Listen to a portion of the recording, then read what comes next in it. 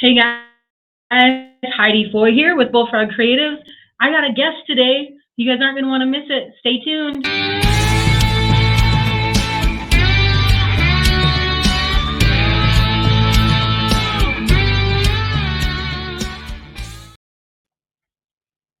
Look at, we're both looking at our phones.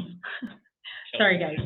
Hey, Heidi Foy here, and I have got Ron Scovely. Listen, I know we're not in alphabetical order anymore because we just ended with West Coast, but it was Memorial Day. These guys landed on Memorial Day, so we had to do some swapping.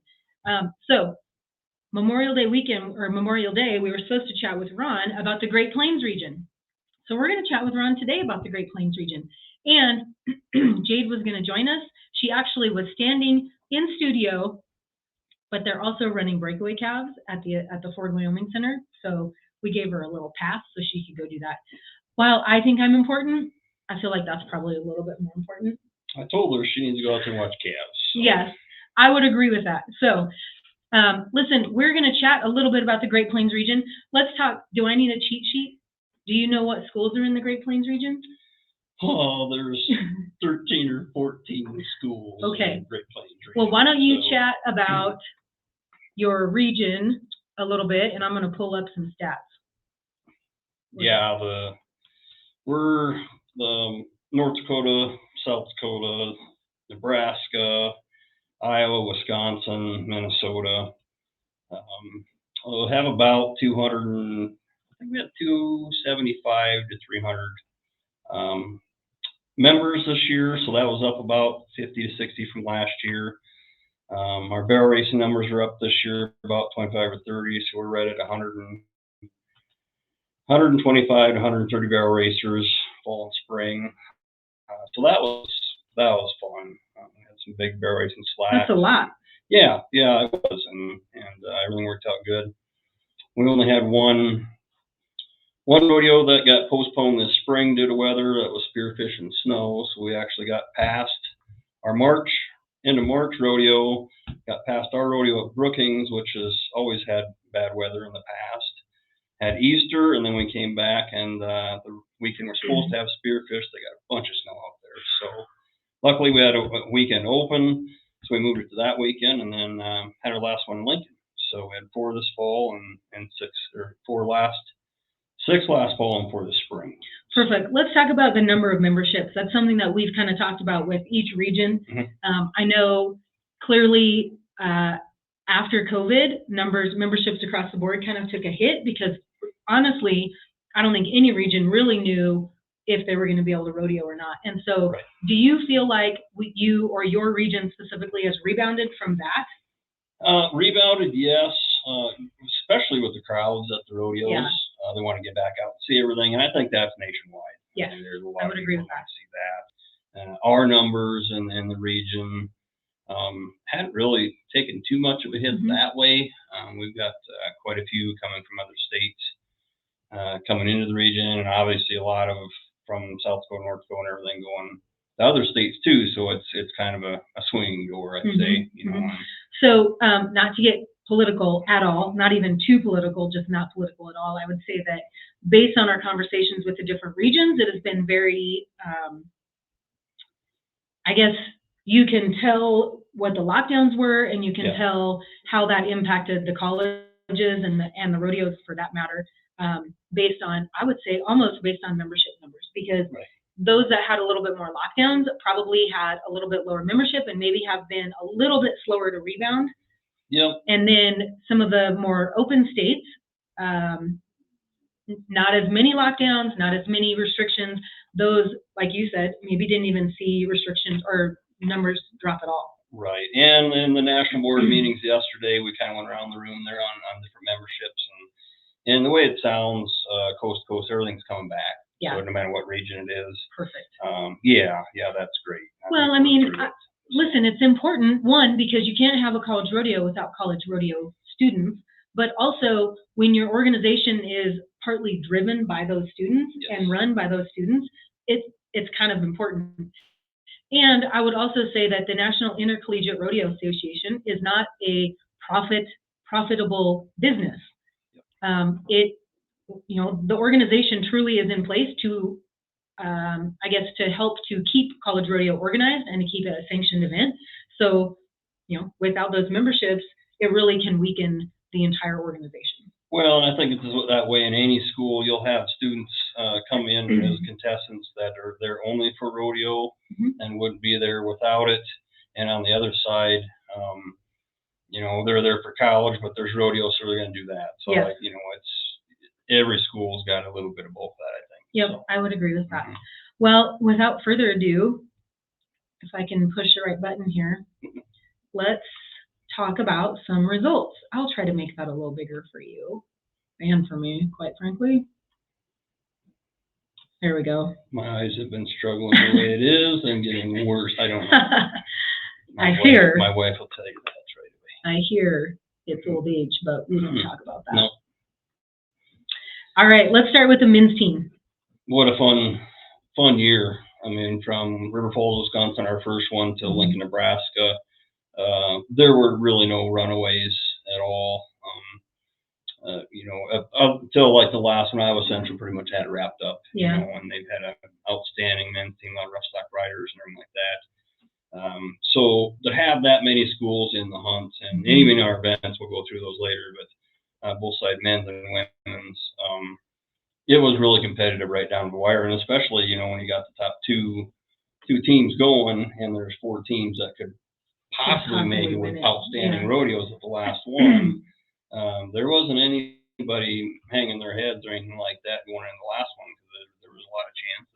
Yeah, for sure. I mean, truly, a lot of the regions that we've looked at, we've not seen this close of a point spread. No. So I think everyone that has watched, hopefully y'all have watched all of them, right?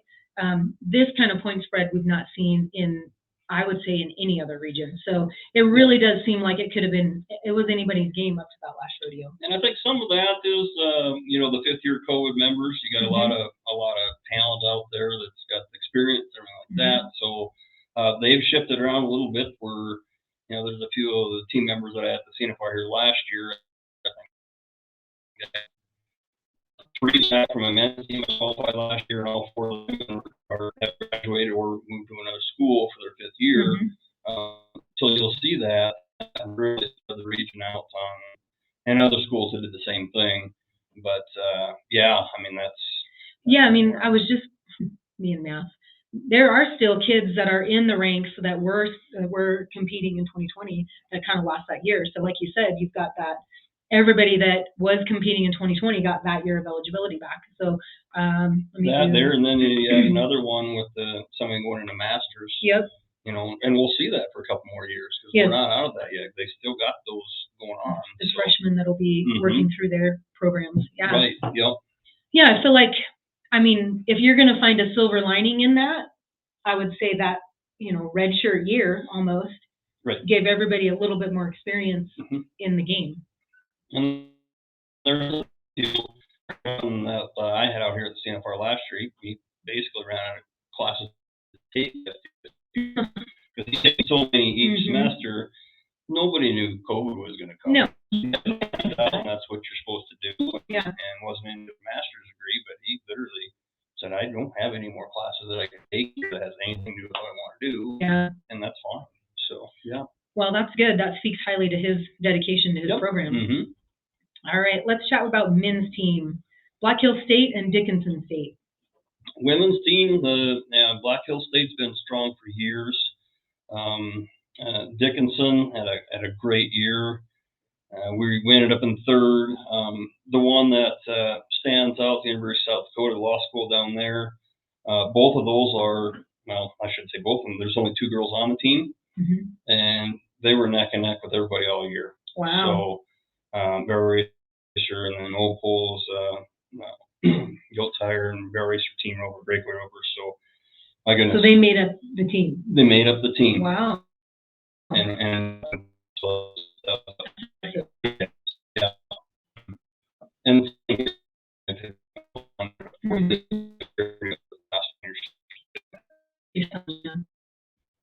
all right. And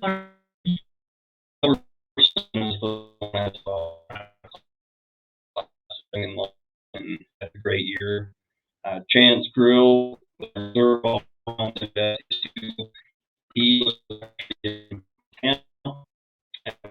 in and hurt his foot. So when they got a call from a second opinion, and they decide, no, we probably should have broken foot. So that would be the junior. He'll have another year, but he just had a super solid year, calf open, team open, and full. So heartbreaking, but Yeah. with the bones that he broke in that foot, there's no way to chance it. And what year is he? Junior. Yeah, another year. One more year. So in that case, that's the silver lining is Jacob gets to come. Is that right? Not in the all-around. Oh, dang. No, but we did move up one in the steer wrestling that he won the steer wrestling this year, so we could move up one there. Gotcha. When we get to that later. But all right. Well, let's scroll down here. I know that our internet is a little spotty. We're still working out some kinks for the show for next week, so just bear with us. I see that I keep losing the screen.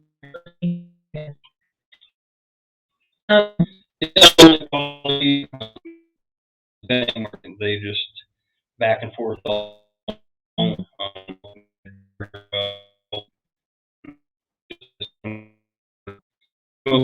Each event was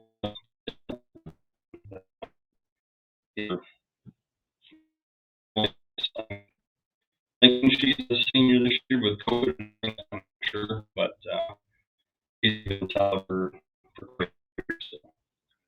So. It doesn't look like we have much of a feed, but we will repost this.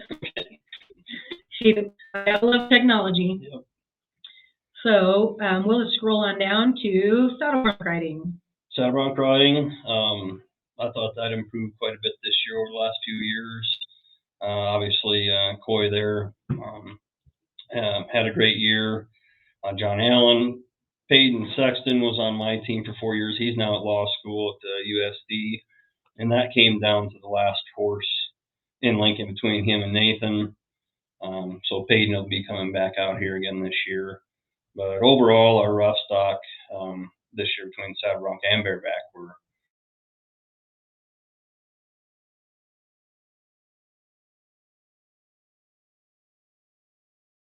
the two. Yeah. With what's and again, like we've talked about this with other regions, that just that little bit of experience doesn't necessarily make you better talent wise, but that experience gives you confidence, so your mental game is where it should be. Right.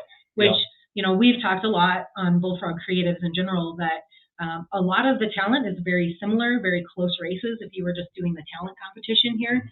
But when you add in these different elements and a different level of competition, then your mental game also must be tough. So when you've got guys, women and men that are competing in different areas, they bring that experience. They also bring a little bit tougher mental game too. Mental game, and then you've been at some of these arenas for 3 or 4 years, Yeah. or I was on this horse last year. Because we'll have most of the same stock contractors and like that, and help the underclassmen too, because they'll work together. So they'll say, okay, this horse can do that, and that helps out a bunch. So. Yeah.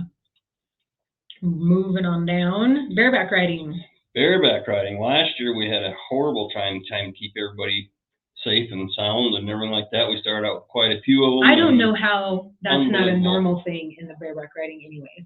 But it was just, by the time we got to our 4th rodeo, we were hoping to have 3 that were actually survived the season to get here. And this year they just turned it around, and they were riding great. So between Drew, Tanner, Cole, like any of those, up until the last 2-3 rodeos could have made it. But everybody's watching bareback riding again this year. So. Now, have you seen, and I think this is also dependent upon like maybe the part of the world or part of the United States that we're talking to, have you seen a decrease in bareback numbers? I think it's decreased all over the place, but I'm not sure. Well, like in our region, we've got more this year than we had before, so hopefully that continues to go up. Yeah, for sure. I guess I did look at the other regions, and I can't remember what their numbers are like, but yeah. And with all the youth rodeos that are going on now, and the clinics that are being put on all over the United States, that's been going on for a while. So I think I think we're going to start to see the results of that here See some of those fairly younger kids soon. Yes. get up in the ring. The junior NFRs, all that stuff that are getting them started and wanting it before they even get to high school or college. Yeah. So, yeah. All right, bull riding. Bull riding, between Sage, Easton, and Kobe, they had a tough year. I mean, they didn't cover a lot of bulls, but when they did, it was good watching. So, but there again, we had quite a few bull riders again this year too. So the points are spread out a little more, and obviously Sage had a great year and winning over by 300 points there. Yeah. But happy to see some new names in there. Kobe's been here for quite a few years, and he actually skipped a couple rodeos to go to some bigger rodeos and still made it. So that shows his talent there. But yeah, I'm excited for our region and what we got going for bull riding coming up. Good. So you guys, one of the things, just a little housekeeping here. It's always different when I have people in person.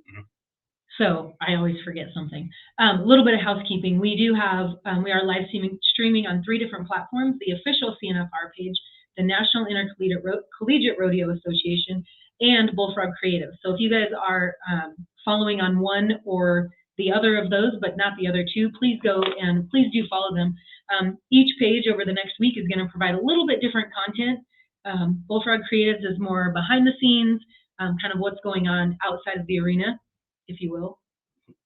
And the NIRA is kind of a 10,000-foot view of college rodeo in general. And of course, the official CNFR page, you're going to see a lot of results. You're going to see a lot of things that are specific to this 1 week of rodeo. So with that said, a lot of our rodeo fans are seeing lots of, I guess, they're probably fans of more than just college rodeo. Right. So college rodeo, pro rodeo, we can't really talk about that without talking about kind of the new push to get rodeo on television. And so I feel like there's a lot of new fans. One thing that you guys may not know is that is different from other collegiate sports is that our collegiate athletes, our college rodeo athletes, are able to professionally rodeo at the same time that they are college rodeoing. And I'm super happy to report that that is also the same for the women as it is for the men, because now there are more opportunities for women in professional rodeo than there ever have been. So not only are these, you mentioned that Kobe had missed a couple of college rodeos to hit up some larger pro rodeos. That kind of explains that. I know that sometimes people hear that and it's kind of confusing if you're not familiar with the sport of rodeo. That was a really long story just to get to that one point. Sorry about that. I have a tendency to do that. But that's just it. There's so many opportunities for young cowboys and cowgirls right now, not just at the collegiate level, but at the professional level too. So, right. Yeah. And that's school to school that'll, let them to go to the other ones, because there might be not so much as different associations, but if they really need points over here or whatever, and they're sitting good where they're at, and that's up to the coaches, they absolutely go ahead. And if it really works out, like in our Great Plains region, we can set them up, for other rodeos too. Yeah, so then they don't miss. If they don't miss, but the one that Kobe was at was actually on a Saturday, so some of our slacks and everything like that don't line up with all that. Performances, so we just couldn't make it. All right, scrolling on down, tie down roping. We've seen Scott's name before. Scott Halverson there. He tied calves really good again this year. His mare's come along really good in the last 3 or 4 years. He works hard at it, and Jacob, Jory, Austin, Riley. All those guys were right down pretty close to the last ones. And Austin, he tied one, I think 7-4, I think, at Lincoln down there, whatever. So he's capable, and just kind of came up at the last minute. And so, and it's a fight. I mean, again, especially by the time I'm meeting with the 11th region, I'm repeating myself here, but it's not always the same people. These kids compete in 10 different rodeos, like you said, 6 in the fall, 4 in the spring. So the 6 in the fall, you could get up some good momentum in 6 rodeos and just keep going. Right. And then you have this long break and you start over but you can still build that momentum. So there's quite a long, I mean, it's kind of a short when you compare it to some like professional seasons, but a pretty long season as far as college rodeo is concerned to get up that momentum. You know, maybe you had a bad fall, but you could still come back in the spring and get all the points that you need. Right. Yeah. And by the time fall comes around, we get done, everybody needs a break. The horses need a break and everything like that. Come into January, February, everybody's getting a little restless on the couch, ready to get out and going again. But there again, if you start up in February or March and you go till November and rodeo any time during the summer, it's time to study. Yeah, and it's not like these cowboys and cowgirls are taking summers off. No. That's the most busy time for rodeos. So truly, that fall break is a benefit for them and their horses. Yeah. All right, steer wrestling. Yeah, we already talked about Chance. There's my Chance that won't be able to make it. Sterling Lee has just been huge for our region between his level of bulldogging, helping us with the hazing. So we had very few hazers this year, so we're so happy to have them. We're going to lose those next year, so we're going to have to start. You're going to start training some more hazers, yes. And then Landon also got hurt, so Austin jumped up for Landon, and then like the other day. So then will Quaid jumped up for Chance, so he just heard about that Wednesday, and luckily it's going to work out for him. So that's good news, and I'm glad we found it early enough. Short notice, yeah. Chance got hurt earlier, but the first doctor said put a boot on, you'll be good in 4 or 5 weeks, and then he got a second opinion and said no, don't do it. Don't if you want to get it healed right. Yeah, I mean, I think especially as young as he is, cowboys are rodeoing into their 40s, so it's pretty young to kind of put that at risk. Right, and he's tough, so if he could have, he would have. I'm sure he would have. Been to 100 brandings and never got hurt, and this is the one that got him. So, man, that's too bad. Yeah, that we feel bad for him. So. All right, team roping is awkward to talk about because the header is a separate event from the heeler, so just do the best we can. Right, yeah. No, that's Scott, Jacob, Clayton, Gentry, he'll head very, very well. They all do, obviously, but at the end of the year, another close event, obviously, but they had a lot of momentum in the fall, and some carried in the spring, and some just kind of hung on, and there's a lot of them from down below that jumped up faster towards the end, but just didn't quite get the top didn't quite three. Make it. But some of these got picked up a little bit from other teams too. Right. Yeah. So again, for those of you guys that are watching that may not understand, there is a team element to add to this to college rodeo, so that if Scott or if you know of somebody that you're pretty sure qualified, but we're not talking about them or they're not in the top 3 here, that doesn't mean that they're not coming. They potentially could have been picked up on a team, on one of the top 2 teams. So that's also something to note. And also a really good time for me to tell you, if you are interested in looking at the position draw, you can go to cnfr.com to see that, and then also be able to see all those students that maybe we haven't talked about here, that we haven't touched base on, but that's where you can find that position draw. And I will also add that you can buy tickets there too. There you go. Yeah. All right, let's talk about their healers. Healing, Judd Grover is my last man standing since Chance can't come for SDSU and our team there, but Riley Grant, Tommy Barrett, I think most of those are probably, and the other Riley years too. So the healers got picked up more, I think, than some of the headers did, just the way it all shuffled out there. But they'll do good out here. So I mean, there's very cool, really talented healers there. Yeah, and this is a little bit different setup. I mean, I think specifically for team ropers, barrel racers, and goat tires, they have to change their game plans a little bit when they come to a smaller pin. Do you guys have in your regular season? Are your rodeos in larger pins, smaller pins, or kind of a combination? Combination of everything. We've got. That's kind of that way across the board. So. Right. Yeah. Like some of our bigger outdoors in the fall are all standard, and then when we get in the buildings in the spring and a few in the fall, and there's all kinds. So nobody's going to be too surprised about the size. No, and I tell that the recruits coming in too. Just all different kinds of arenas, and after 10 rodeos, and some of them do have different horses for different arenas. Yeah. Some of them only got one, and in the end, Yeah. that's how it shakes out. Mhm. But yeah. All right, barrel racing. So Jillian won it at the last rodeo, Yes. which is Wow. that was exciting. So over my Arabella cook, she'd been leading most of the year. She actually came from California.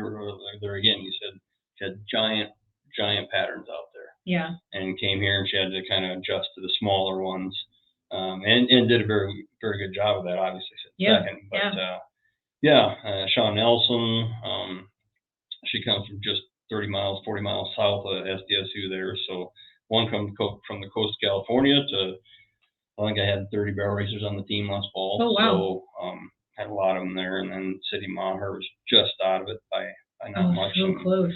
Allison Paula is just out of it. Allison's too. been here 2 or 3 times from law school down there at USD now. But yeah, no, that's, and every weekend there's different barrel racings, and some would get hot for a rodeo or two, and then the others would catch up to it. So, yeah. Breakaway roping. Breakaway roping this year was kind of the same way. There'd be 2 or 3 that get hot for a couple rodeos, and then between drawing or whatever, so that kept it obviously pretty even, super close all year too, which kept everybody in the game and interested. And how are your breakaway roping numbers in the region? We've averaged, before the breakaway phase came on here in 2 or 3 years, we had 50, 55 breakaway ropers. Now we're right at 80. Yeah. So and I do amazing. Know just awesome. Yeah, of the events and qualifiers here at the college finals, the breakaway roping has the most contestants in it.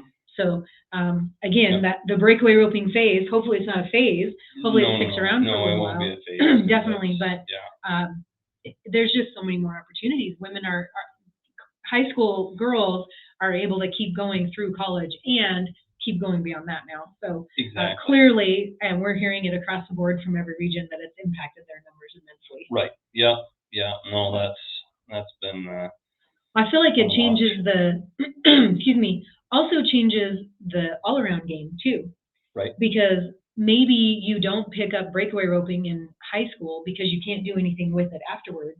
And now that you can, you might have more 3-event cowgirls than you have in the past.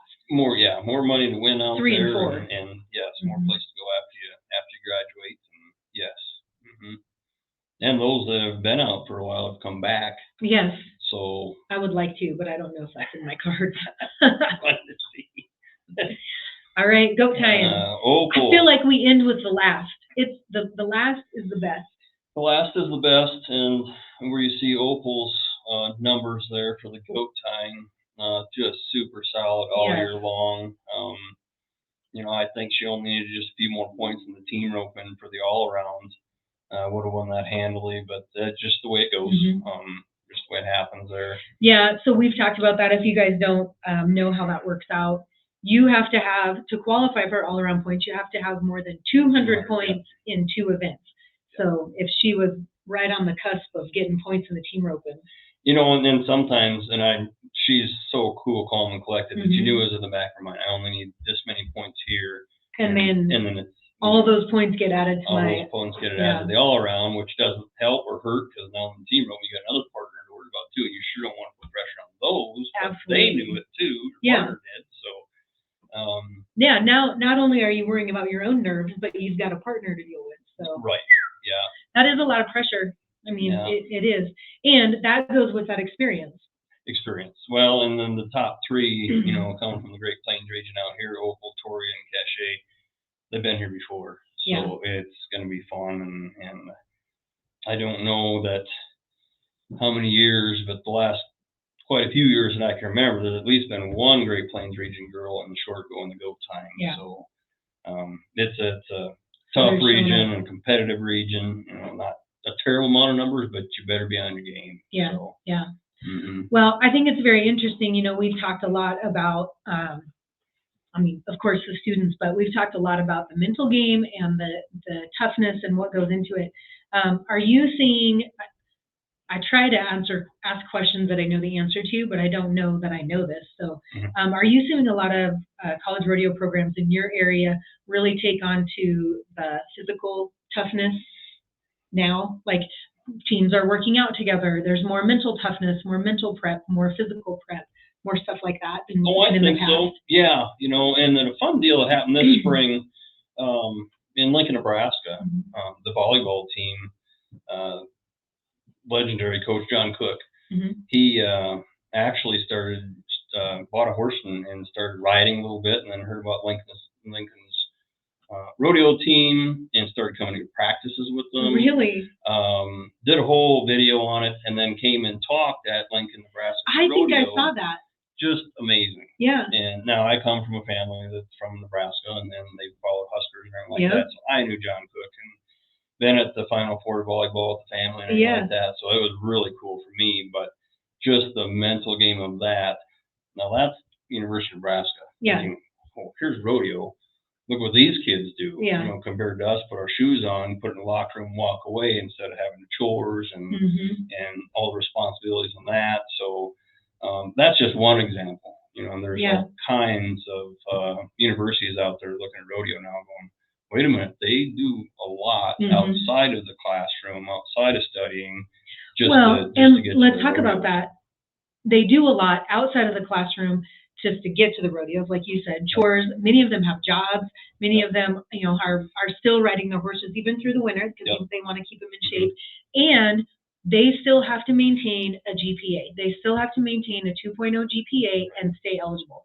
So I agree. I mean, I think it's definitely something that is so easily overlooked, especially at a collegiate level, because oftentimes, and we talked about this, oftentimes it's rodeo can be a club sport in the college, or it can be part of the athletics department, and not always, even if you are a part of the athletics department, not always do you get the recognition that you deserve. Right. And boy, in the last 4 or 5 years, if there haven't been plans to put up rodeo facilities, they're up. Yes. And a lot of these facilities take years to plan, and we're in kind of the middle of that right now at South Dakota State there. But that in itself tells you that these universities are supporting, are seeing it, and if the kids weren't there to rodeo, they'd be somewhere else to rodeo, and getting behind them and helping them. Yeah, and I think I'm going to date myself here, but I know when I started as a freshman in 98, 99, really an indoor arena was a luxury. Absolutely. I mean, there were a few, I would say, I mean, there were a few facilities. I don't know that, you know, for Casper College, I'm born and raised in Casper. For Casper College, they always just used the fairgrounds facility, but there wasn't a dedicated facility for Casper College. And there really wasn't a dedicated facility for, I think, University of Wyoming had just built their program and built their facility. In fact, I went to a goat tying clinic there my senior year, and it was brand new. So that kind of tells you they were the first ones in the state of Wyoming to have that facility. So that was new. I mean, it was shiny and new then, and programs across the country, there were a select few that had those facilities. Right. So now, and I learned this in 2020 when I started talking to the other coaches about their programs, now it's kind of old hat. Right. Yeah. If it's far and few between those programs that don't have a facility now. Right. Yeah. Yeah. And like you said, if they don't, it's coming. They're working on it because like we said before, a few of them didn't have it, so it was kind of even playing field. There may be one or two that did, but as this momentum keeps going, if it's not in the works, it needs to be, because it takes a long time. Yes. And materials are not going down. Or they're not coming any sooner. No. So, it just takes a long time at a state level or whatever, unless it's a private. Now, if you got somebody privately around there does it, boy, you're lucky, because that's a great deal too. And there's a lot of them like that. And it's not everybody's. Well, I certainly appreciate your time. Is there anything else that we must know about Great Plains contestants coming into the finals? Well, we've always done well here and had a few in the short go, if Mhm. not at the end there. So, and I don't think this year's going to be any different. Though we've been seeing the stock all day. It's going to be amazing. The ground is amazing. They've screened all the ground, added some more sand. If I remember, So- it's new soil this year. Yes. So, yes, The city and the county here in Casper and Natrona County work together. I don't know where they get it, but just amazing. yeah, it certainly looks really good this year. It's going to be great out there. So, that's from what I heard yesterday in the national board meetings. Ticket sales are up. So I heard that also. from last year was a great year, and we're on schedule. I don't know if I can say it or not, but on schedule to beat that. Make some So, records. Perfect. Yes, yeah. Awesome. Well, that's great news. Again, I appreciate your time so much. Yes. I thank know you. that, Jade couldn't join us today. They are currently running the breakaway cattle right now, and that's what she competes in and will be competing in here. So she is doing what's more important, although, I mean. She should really be sitting here because she is amazing for our region. Well, we might have to track her down. Yeah. We'll interview her this week. Yeah. All right, you guys, thank you so much for joining us. Listen, again, I'm gonna let everybody know this. If you are following Bullfrog Creatives, but you are not following the NIRA page or the official CNFR page, please do that, because there's gonna be some great information on all three platforms over the next 7+ days. Lots of behind the scenes stuff from Bullfrog Creatives, and lots of results and lots of other stories on the official CNFR page. So you guys have a wonderful week, and I'm sure that I'm going to be posting some more pictures. I've got to post the arena. I've got some other pictures of the kids in the arena. So stay tuned. You guys have a wonderful week. We'll see you soon. Perfection almost looks easy.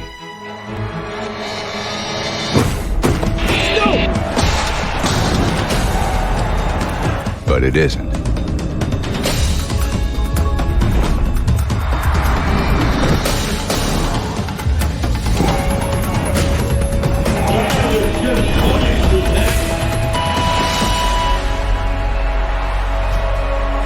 Here's to those who go the distance.